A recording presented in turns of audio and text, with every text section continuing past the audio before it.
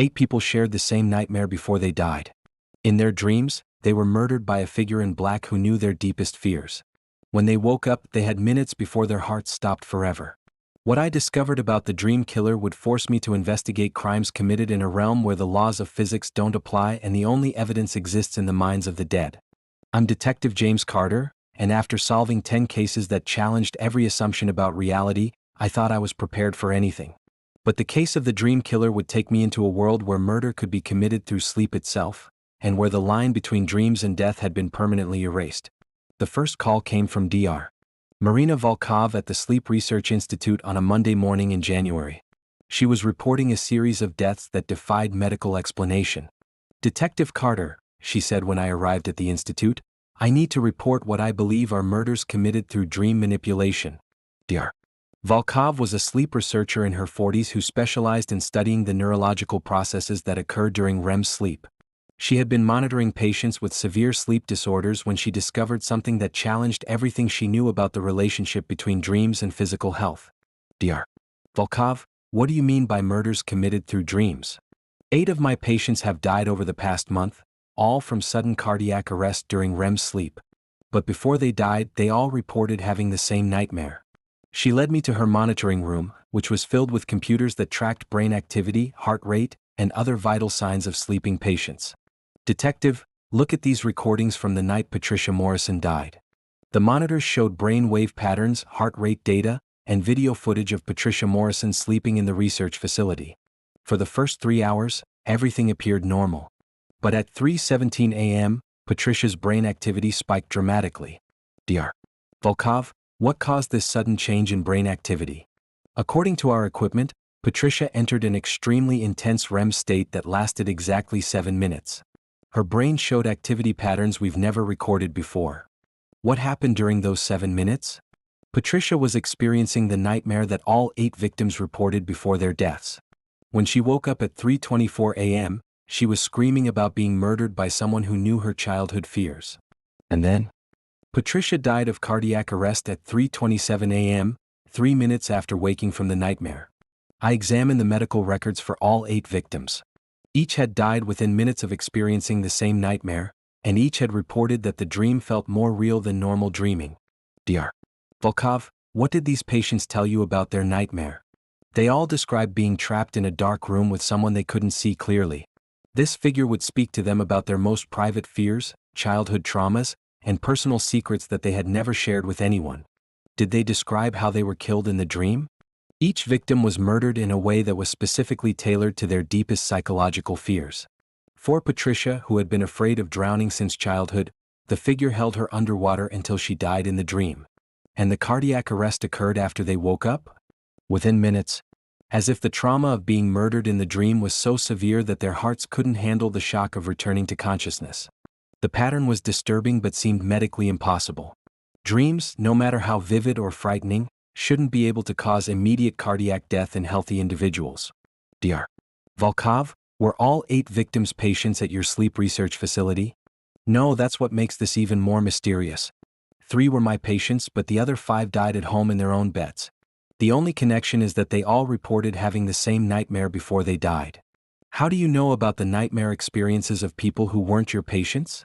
Family members reported that the victims woke up screaming about the nightmare and described it in detail before they died. When I heard about these other deaths, I realized there was a pattern. I needed to understand how 8 people who had never met could share the same nightmare and then die from it. Either someone was inducing these dreams artificially, or there was a psychological phenomenon I had never encountered. My first step was to interview the families of the victims who had died at home. Margaret Chen's daughter, Lisa, had been present when her mother died from the nightmare-induced cardiac arrest. Chen, can you tell me what your mother said about her nightmare? My mother woke up at around 3 a.m., screaming about being chased by someone who knew things about her that she had never told anyone. She said the person in her dream knew about her fear of being buried alive, which came from when she was trapped in a collapsed building as a child. Did your mother ever share that childhood trauma with anyone? Never. My mother was very private about her past. I only learned about the building collapse after she told me about the nightmare. What happened after she described the dream? My mother said she felt like her heart was racing and she couldn't catch her breath.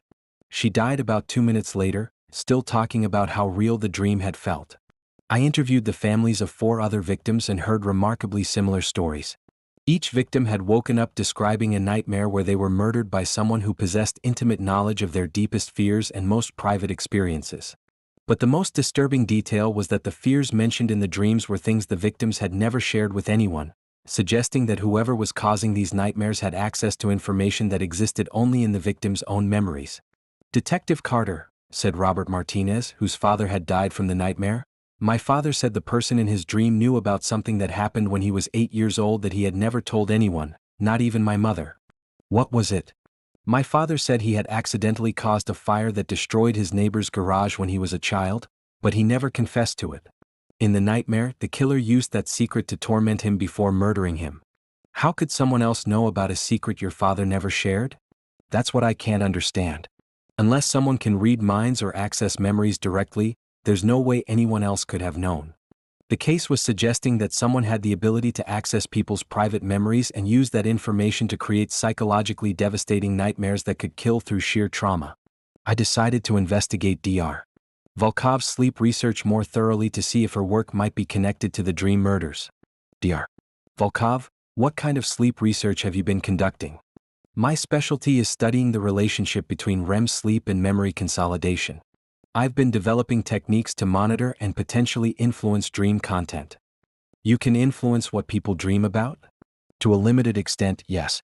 Using targeted audio stimulation and electromagnetic field manipulation, we can guide dream narratives in certain directions." "Dr. Volkov, could someone use this technology to induce specific nightmares?" "Theoretically, but it would require detailed knowledge of the subject's psychological profile and personal history." "What if someone had access to that psychological information?" Dr. Volkov looked uncomfortable. "Detective, if someone combined dream manipulation technology with detailed psychological profiles, they could potentially create nightmares targeted to an individual's specific vulnerabilities." "Who else has access to your dream manipulation equipment?" "Only my research assistant, Professor James Wright, and a few graduate students." "But detective, the technology required to kill someone through dreams would be far more advanced than anything we have here." I decided to investigate Professor James Wright, who had been working closely with Dr. Volkov on dream research. Professor Wright was a neurologist in his 50s who had spent his career studying the brain mechanisms involved in sleep and dreaming. When I interviewed him about the dream murders, he seemed genuinely disturbed by the deaths. "Professor Wright, Dr. Volkov tells me you've been working on dream manipulation technology. Our research is focused on helping people with PTSD and severe nightmares. We use mild electromagnetic stimulation to guide dream content away from traumatic memories." "Could this technology be modified to create harmful nightmares?" "With sufficient technical knowledge, yes.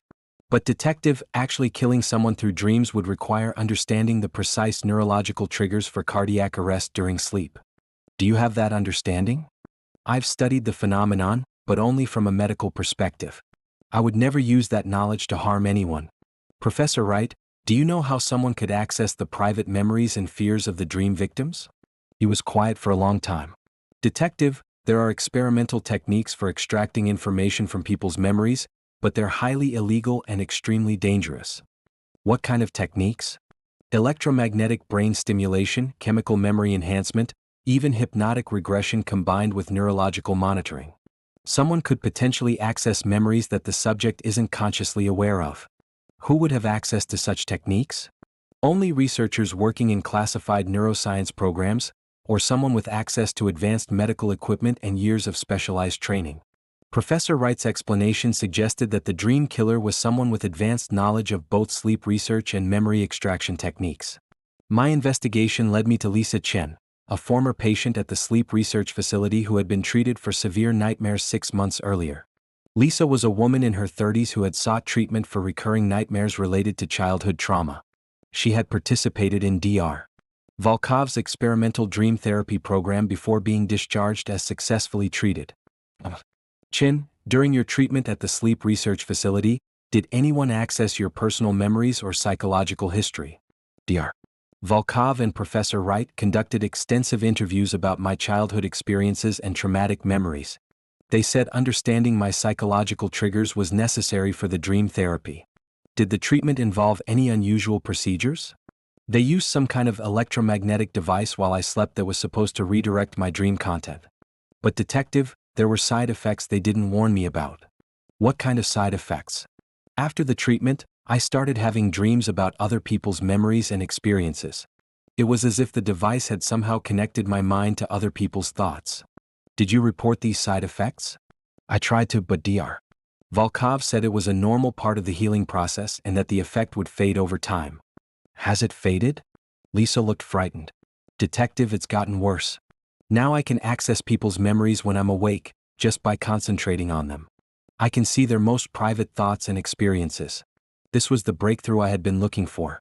Lisa had been affected by experimental dream therapy in a way that gave her access to other people's memories. Lisa, have you used this ability to learn about the people who died from the nightmares? I never meant to hurt anyone. I was trying to understand what had happened to me, so I focused on some of the other patients from the sleep clinic.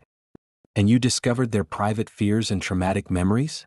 Yes, but detective, I didn't kill those people. I can access memories, but I can't control dreams or cause nightmares. Then who has been using the information you gathered to create the deadly dreams? Lisa was quiet for a long time. Detective, I think Professor Wright has been monitoring my activities. He's been asking me detailed questions about what I've learned from accessing other people's memories. The case was becoming clear. Professor Wright had used experimental dream therapy to accidentally give Lisa the ability to access other people's memories. He had then used the information she gathered to create targeted nightmares that could kill people through psychological trauma. Lisa, I need you to help me prove that Professor Wright is responsible for these deaths. How can I help? Can you access Professor Wright's own memories to find evidence of his involvement in the murders? I can try, but detective, accessing someone's memories without their consent it feels like violating their mind. 8 people are dead and more will die if we don't stop him. Lisa agreed to use her ability to investigate Professor Wright's memories. What she discovered confirmed my suspicions. Detective, Professor Wright has been using my memory access ability to gather psychological profiles on people he considers to be threats or obstacles to his research. What kind of threats?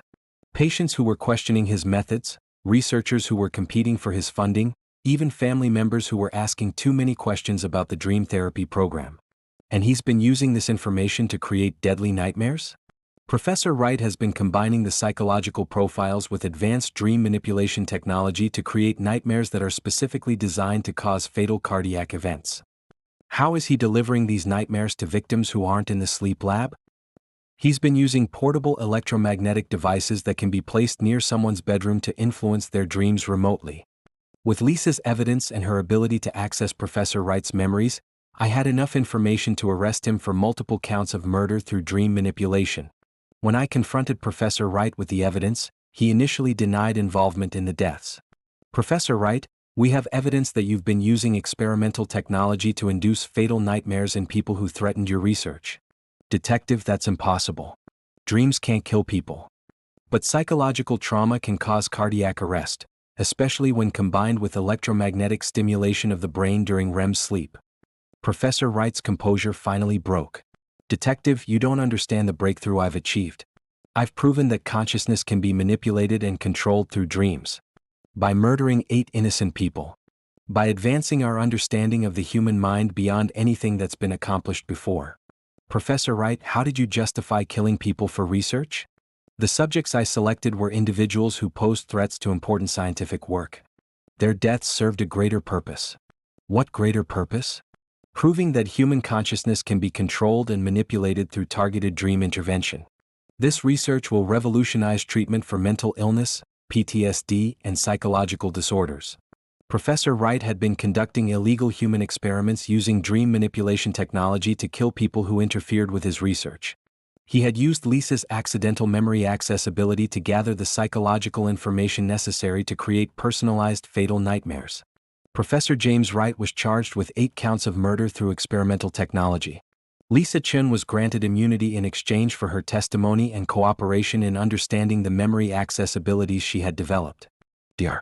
Marina Volkov faced charges related to conducting unauthorized human experiments, though she claimed she was unaware of Professor Wright's use of her research for harmful purposes.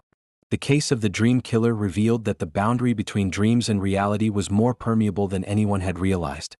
Professor Wright had developed technology that could kill people through their own subconscious fears, turning sleep itself into a weapon. But the case also highlighted the potential for advanced neuroscience research to be weaponized by individuals who prioritized scientific discovery over human welfare. "Detective Carter," said Lisa Chen when the case was closed, "what happened to me during the dream therapy has changed my understanding of how connected human minds really are." "What do you mean?" "I can access other people's memories, but I've also realized that our thoughts and experiences are more interconnected than we assume." The dream killer was exploiting connections that already exist between human consciousness.